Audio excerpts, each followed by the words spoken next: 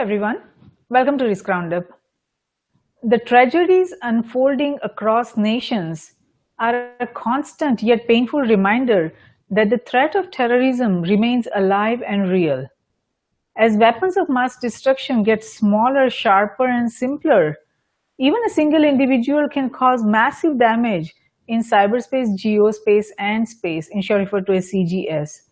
This emergence of lone wolf threats in CGS presents numerous security challenges for soft targets like stadiums, malls, theaters, marketplaces, and more. A determined enemy, be it a single individual or a group of people, will likely be able to penetrate any system, event, or infrastructure across CGS. As a result, the security professionals that are entrusted with the responsibility of effectively safeguarding confined spaces across nations are acknowledging the fact that a lonely crasher, a suicide bomber, or a loner with a laptop can also potentially cause mass collateral damage. Fighting crimes and terrorism in cyberspace, geospace, and space is getting complex. The potential impact cannot be overemphasized to any nation's economy, its national security, and the critical infrastructure upon which nations depend on. The question then begs how to deal with matters of security. What can we do to prevent disasters? To discuss how to secure stadium or any confined space from security threats emerging from cyberspace, geospace, and space, I'm delighted to welcome James A. DeMeo, founder and CEO of Unified Sports and Entertainment Security Consulting, to Risk Roundup. Welcome, James. We're delighted to have you on Risk Roundup. Thank you, Doctor, very much for this opportunity about a very timely discussion. Thank you. Thank you so much. Over the years, so much emphasis in the fight against criminals in geospace has been placed on military and law enforcement capabilities. Nations have come to expect that planes, tanks, helicopters, and heavily armed soldiers will be able to protect respective nations and defeat their enemies, whoever or whatever that is. Has not that reality been altered today in a digital global age? Well, certainly, within the confined space areas of stadiums, venues, and arenas, with my work here in the United States, the threats, challenges, and vulnerabilities continue for all of us on a daily basis. So certainly, being in a leadership position in the vertical, my goal is not to instill fear, but rather create a sense of heightened awareness in terms of education, training, and career development resources for those individuals that work within the space. Very true, very true. Now, the threat of terrorism remains alive and real as we all see what is happening across nations. High-profile events provide a perfect target for a terrorist or anyone who wants to cause harm or create panic or create terrorism. So, Emil said, how best to safeguard any stadium or venues, because there are so many sport events happening all over the world. There are so many concerts and all high-profile political rallies, and so many things are happening. So many events are happening. So how to safeguard any stadium or venue?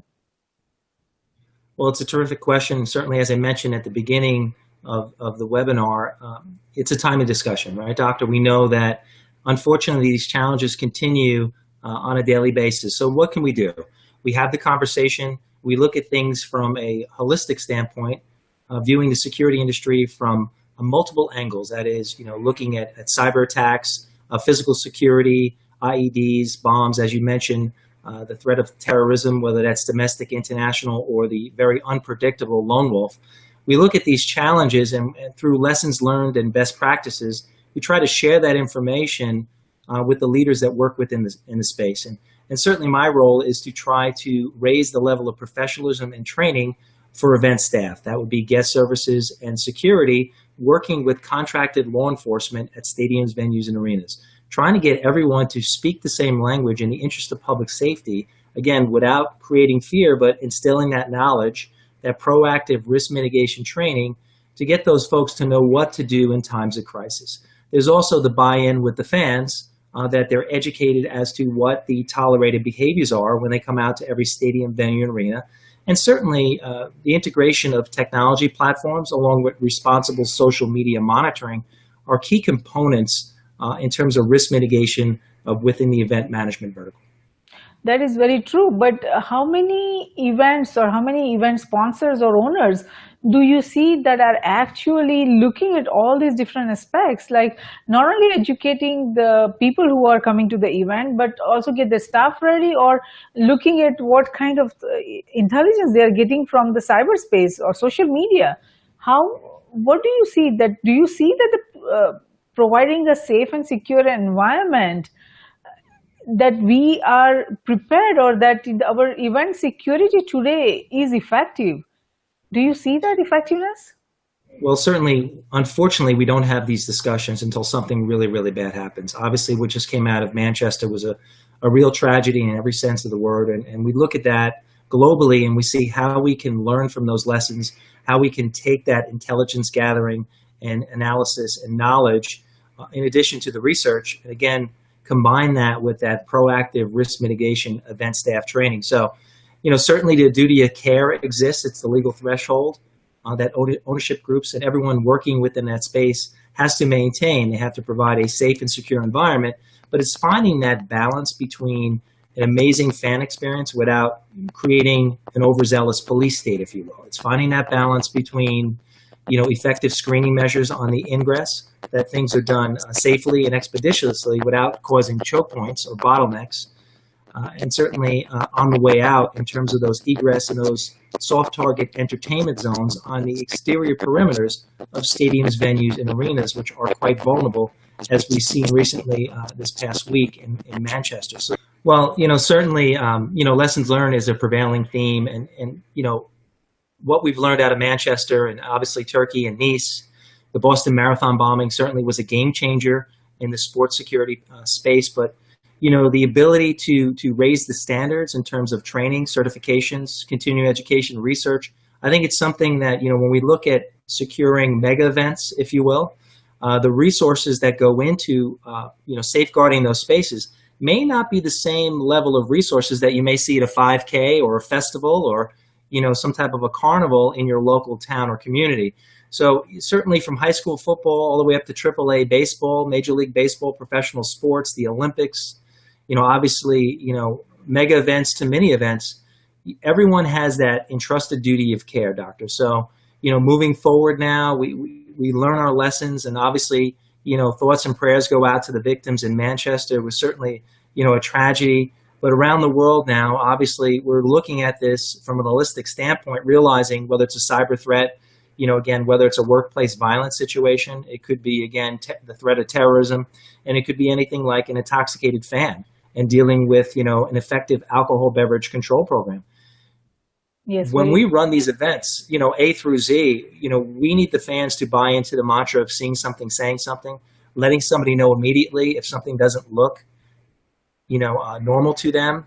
But it comes down to personal situational awareness and sharing that information with contracted law enforcement, guest services, security, working within the venues to, again, try to mitigate that risk as safely as possible. And I always use the analogy that, unfortunately, nobody bats 1,000 in the in the security industry, but certainly from an insurance standpoint or a reduced premium, I think sports entities are well served with proactive risk mitigation training, because I think that places them in a very, very good position in the event. They don't want to be explaining 6 months down the road why they didn't proactively train their staff or deploy their staff, effectively if there was some type of adverse situation in the venue. So, we look at it from, the inherent risks, the duty of care. We look at it in terms of, lessons learned, as I mentioned, but certainly at the end of the day, we move forward and we do the best we can with the resources that we have to protect the vertical. Yes, of course. Now, when you say they need to have that training available, what kind of training needs to be part of that? Well, it's sure, and I pride myself and my company is US ESC, but my mantra, if you will, is getting beyond those 5-minute huddles. So the days of kind of congregating with the Yellow Jackets, the event staffers, 5 minutes before tip-off or kickoff or what have you, those days, doctor, are behind us based on the ebb and flow challenges that we're seeing, within the space. So it's certainly something where, someone like myself could be brought in from the outside looking in to try to offer, after doing a site, a threat and vulnerability assessment, taking a look at things from the outside in and sharing my knowledge, because sometimes it's just a question of they're real busy running different events, 250 to 300 events a year. They may not have the time to proactively train their staff because they're changing demographics each night. For instance, you may have a circus one night, and 2 nights later you may have a football game, and then the following night you may have a hockey game, and then back to some type of a carnival, if you will. So within a week, you could have 3, 4, or 5 different types of demographics coming to your venue. So certainly being a proactive security manager overseeing that space, it's incumbent upon you to do the research of the performer and certainly the demographics of the patrons that are going to be coming to your venue to watch that particular performer. Certainly here with Manchester, we saw Ariana Grande. It was, obviously women and children, moms and daughters. That was a certain targeted demographic. So we have to learn from that lesson and prepare accordingly based on the people, the crowds that will be coming to our stadiums, venues, and arenas while we safeguard that space. Yes, very true. Now, preparing the organizers or owners is one thing, but preparing the participants, spectators, or people who come to watch concerts, or people who come to take part in the games or to watch the sports, that's a whole different thing. So, how to prepare the audience? What to do in case there is someone who is trying to shoot, or if there is a bomb scare, or if there is a drone, security threat, or if there is a suicide bomber? What steps they should take? Well, as you would think of, being a patient going to see your doctor, right? You're the best patient when you have the most amount of education, when you tell, your doctor your symptoms. Okay, well, it's the same thing in the event management vertical. The better educated the fans are as to what to expect. In other words, get out to the venue 2.5 hours earlier to avoid extended lines. Whatever the tolerated behaviors are, I think it's a joint partnership, a harmonious relationship between the venue ownership groups and the well-paying fans, that everyone understands exactly before they come out to the venue, what the rules are, obviously. And obviously everyone working together to make this an enjoyable experience, because it's really about our freedoms. And obviously the threat of terrorism is aimed at, kind of limiting our freedoms and making us afraid of enjoying our everyday lives. And we want to combat that, obviously, with knowledge, training, and education. So it's really a partnership, doctor, if you would, between, again, the ownership groups, the fans, everyone sharing the same information, the utilization of technology platforms, again, certainly professional sports groups, for instance, the Golden State Warriors utilize iBeacon technology. They have, a worldwide brand, obviously. They're vying for yet another NBA championship. But in Northern California, they have the ability through their apps to connect with their fan base. So just as quickly as you could order a hot dog or upgrade your seats, if you see an intoxicated fan in Section 101, you can anonymously send a text to the Security Command Center, and that risk can be mitigated as quickly and safely as possible. Yes, very true. The smart stadiums that are emerging, they bring it's a very different complex kind of security challenges they bring, because there is going to be so many threats coming from the cyberspace, and that needs to be monitored. But we'll address smart stadiums in another episode. But right now, let's focus on broader event security, because not every event that is happening across nation is happening in a smart environment. There's still, depending on the nature of the event, it will require what kind of security that needs to be in place. And it's not very financially economical for having a very holistic approach, or having a very, very thorough, detailed security presence for each and every event. It costs a lot of money. So when we don't have those kind of security parameters available, or security that any event should require, how can we make sure that the event goes safely without any security threats? Because the local police department, the local law enforcement also has some security intelligence with them, and hopefully there is interagency cooperation. So is that enough for events where they cannot afford to have proper security measures? Well, it's a terrific question, and certainly you can never have enough security resources within a confined space, right? We're talking about those densely populated areas where we're trying to prevent, bottlenecks and choke points. And I had the good fortune of opening the Barclays Center a few years ago in Brooklyn. So you can imagine 18,000 basketball fans leaving that venue in a very, very tight space. And let's say that some of them were drinking alcohol for several hours as they were exiting the venue. It is a prime terrorist target in terms of densely populated areas. And then obviously alcohol affects people differently. So maybe not having quick reflexes or what have you, it presents a challenge in terms of trying to safely, egress that kind of scenario. So I look at, law enforcement getting out to the venue, doing walkthroughs, computer simulations, tabletop exercises, obviously a face to a name. So in other words, when contract law enforcement goes out, they meet the security directors and the managers, they meet the supervisors for the event staff. So everybody kind of knows that particular show is going to go. They go over, what's tolerated, if it's lasers or whatever, balloons or masks or whatever is allowed or not allowed, photography, based upon the wishes of the performer.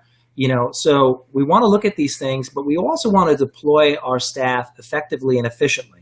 Now, we saw here in Manchester, obviously, from all indications were that there wasn't really any staff on the exterior perimeters where this individual had caused this obviously tragic situation. So we want to look at that and see how we can effectively deploy our resources, both on ingress, on entry, and as well as on the egress, because certainly I think professional sports does a very good job with effective screening measures throughout stadiums, venues, and arenas when fans come into the venue. We need to look at those, again, those extended perimeters, and that could be bike patrol, that could be obviously law enforcement, going through the parking lots, looking for ticket scalping, narcotic sales.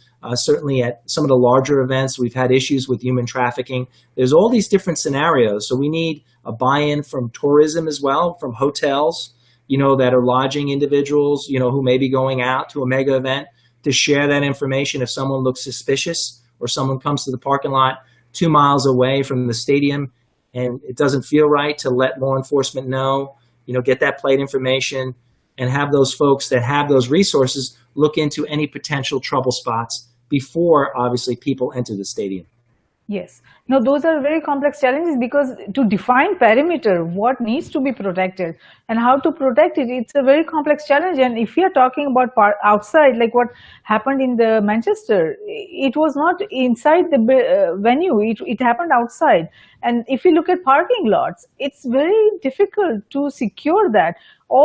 There are so many cars that are parked. Now, in which car, if there is any explosive, it's not going to be that easy to identify that if a car is carrying some explosive material. So in the coming years, hopefully with the use of drone technology, with the use of robots, we will be able to manage those kind of security risks probably a little bit better than what we are able to do at the moment. But if I may ask, if somebody is organizing an event, a concert or a sports, what is required in a pre-event planning? How do they decide, the event owners or sponsors, how do they decide which security company they should go and hire for managing their security for their event? What criteria or parameters they should look at? Well, again, it's a terrific question. If you look at professional sports, in many cases, the ownership groups have a very, very small in-house security contingent, if you will. I was part of that with AEG at the Barclays Center, and we contracted with Securitas when we opened that building. So you will have third-party contracted security, but I think the keys are to have those security managers, obviously from the ownership groups and from contract security, meeting before the events, talking about, again, I talk about circles and circles, squares and squares, but putting your most effective communicators in direct contact with the fans. And again, that's the customer service side, but engaging with them to see if anything, through conversations, to see if anything looks suspicious. Creating conversation, welcoming them to the venue. But certainly, the staff that is well-skilled in verbal communication and de-escalation, I think is very, very important. But, to your question, our work continues. To me, it's a very interesting niche market, which is garnering a lot of attention around the world, but it requires constant study, constant improvement.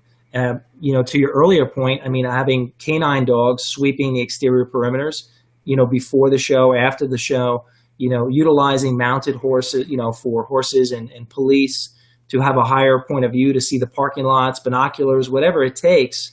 It really is a 24/7, 365-day kind of approach to this, because the one thing that will keep these ownership groups up at night is to have a tragic incident happen at their stadium, venue, and arena. So the days of looking at it, doctor, as it's not going to happen at my venue are behind us. It could very well happen. We're not there to scare anyone, but certainly during operational discussions, security, I think, has gotten a closer seat to the head of the table in terms of business continuity, resiliency, and certainly, brand protection within a multi-billion-dollar juggernaut, which is sports and entertainment. Yes, absolutely. Now, we all know that digital global age has changed completely how security is addressed. We are no longer looking at risk coming only from the geospace, but we are also looking at risk coming from cyberspace and space. Anybody who has a laptop, they can probably create challenges for any security event, like any stadium or any concert or any kind of political rally. So how is the security risk intelligence, if we talk about, how is that collected? Because it's no longer about just getting law enforcement and if they have, identified any security intelligence, if they have come to know of any security threat. It's also about how to effectively get some security intelligence from the cyberspace. Social media is one thing, but a lot of times, even though the communication is happening on the social media about a possibility of attack or about some group trying to have a security threat or trying to create a terrorist act, that data knowledge is perhaps on the social media, but there is no effective way of integrating or getting it in a timely manner. So how do we, I read some reports that in Manchester, what happened, there was some information available on Twitter, but that was not made available. I'm not sure if that is accurate information, but if it is, then that was not made available in a timely manner. If it was, then we could have prevented this. So how do we prevent these kind of incidents? Well, again, certainly your research is right on point, and terrific questions that you're asking. When you look at the potential of a cyber breach, I mean, a few years ago, obviously in San Antonio, the air conditioning went out when LeBron James was playing for the Miami Heat. And the first initial thoughts was this some type of, terrorist attack, a brownout or a cyber security breach or what have you? It turned out to be a facilities related issue. Same thing with the Super Bowl several years ago when the lights went out. And, credit to the NFL, they kept the players on the field during that scenario. Again, a facilities-related issue. But, when you look at brownouts, when you look at malware, when you look at all these challenges in the cyber world, the ability for someone to, breach that mainframe, it's there. So we have to look at, what we can do in terms of, cybersecurity breaches. And that's not really my specialty, but certainly, I work with people, or at least I try to align myself with people that ask the same questions that you just asked me, because these are, great challenges that we're dealing with. And certainly if somebody has the ability to lock all the venue doors, let's say, or someone has the ability to, infiltrate the air conditioning system and disperse some type of chemical, biological, or even radiological agent, the same thing you could do with a drone, theoretically. Those are challenges that we have to look at.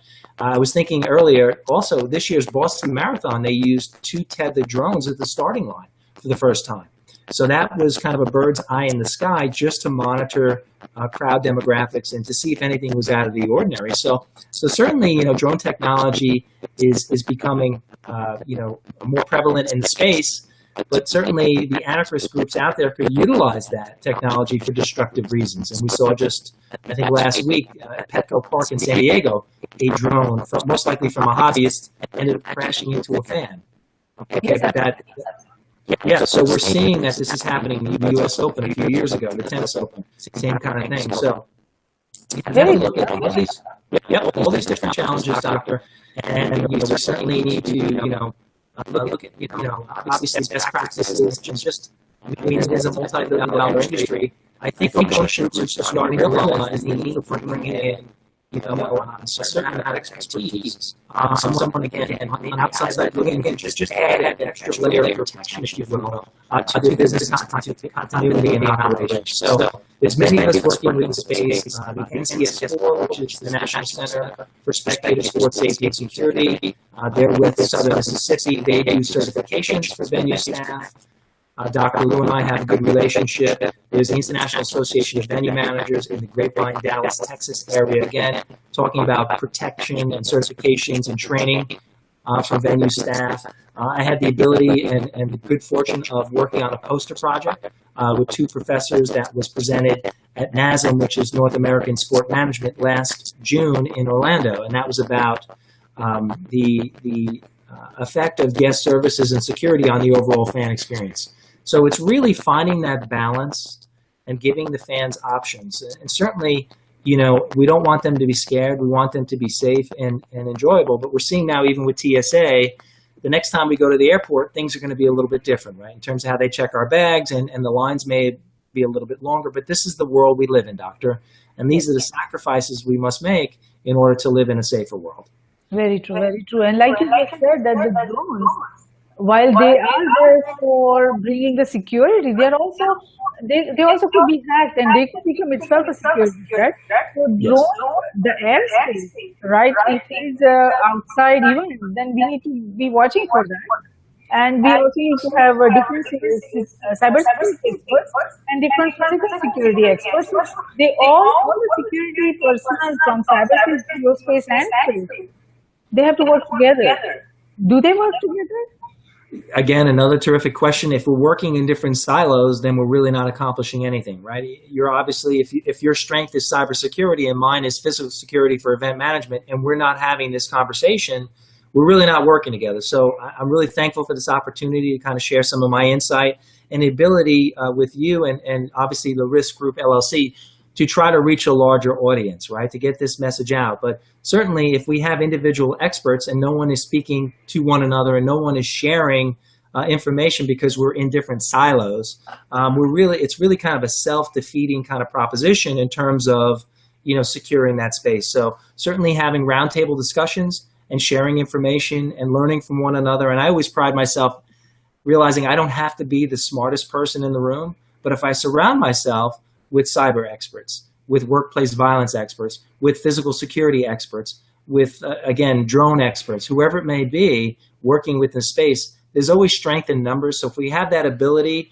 to kind of team together, share information, again, lessons learned is the prevailing theme, but certainly we can do everything we can possible, to make the event safe, again, without, creating a police state. We want the fans to come back time and time again. We want them to feel safe. And it's really our duty of care, that legal threshold, as I mentioned, that we're responsible, for their safety. So certainly Manchester moving forward, the eyes of the world are on that tragedy, but we have to move forward. Hearts, thoughts, and prayers obviously go out to the families, but we have to learn the things that went wrong, the things that went right, and how do we improve upon that for the next time that we do have some type of a show where potentially we could have another terrorist attempt. Absolutely, absolutely. What would you like to tell our global viewers and listeners about your organization? Absolutely, Doctor. My name is James A. DeMeo. I'm the founder, president, and CEO of Unified Sports and Entertainment Security Consulting. I'm based in Raleigh, North Carolina. I've been in the industry for 26 years, 21 of which I was in law enforcement, retired as a detective from the Nassau County Police Department on Long Island, New York. My passion for sports continues, and my love of public service and being a servant leader continues. So really for me, it's just moving forward, sharing information, working with, really enlightened folks like yourself to help me reach a larger audience, looking at security from a holistic perspective, and just trying to share information, again, not creating fear, but certainly through knowledge and training, reaching a larger audience and just getting, the fans to understand that we're all in this together. We want everyone to be safe, and I'm here. And my goal really is to really train those event staff, personnel, security and guest services to the highest level and degree of professionalism possible, working within that space. And again, I designed those carefully, training modules, if you will, for guest services and security. So that's really my role, Doctor, is research, sharing information, being a voice, and trying to be a leader in an ever-changing and fascinating sports security industry. Yes, absolutely. Thank you, James, for participating in Risk Roundup today. We appreciate your thoughtful insight on securing stadiums and events. Our global viewers and listeners would benefit tremendously from the information you provided on the complex challenges of confined space security. Even if a single individual or entity across nations can come up with an idea to innovate and advance the security based on the understanding they received from the discussion we had today, this Risk Roundup dialogue has been of service, and we thank you for that. Thank you, Doctor, very much. Good. So when the changing nature of security threats in cyberspace, geospace, and space are bringing new sets of challenges and complexities to individuals and entities across nations, its government, industries, organizations, and academia, in short referred to as NGIOA, collective brainstorming is a necessity to have an objective evaluation of what is a threat and how can it be secured. Risk Group Cybersecurity Risk Research Center and Strategic Security Risk Research Center is created for this very reason, to identify, evaluate, and manage the risk facing NGIOA in CGS, that means nations, its government, industries, organizations, and academia in cyberspace, geospace, and space. We at Risk Group believe that risk management, security, and peace walk together hand in hand. Though security is related to management of threats and peace to the management of conflict, risk management is related to management of security vulnerabilities as well as management of conflict. It is not possible to conceive any one of the three without the existence of the other two. All three concepts feed into each other. We believe that the security we build for ourselves is precarious and uncertain until it is secure for everyone across nations. Tradition becomes our security, so if we build a culture of managing risk effectively, it will lead us to security, and security will lead us to peace. Let's manage the existing and emerging risks together.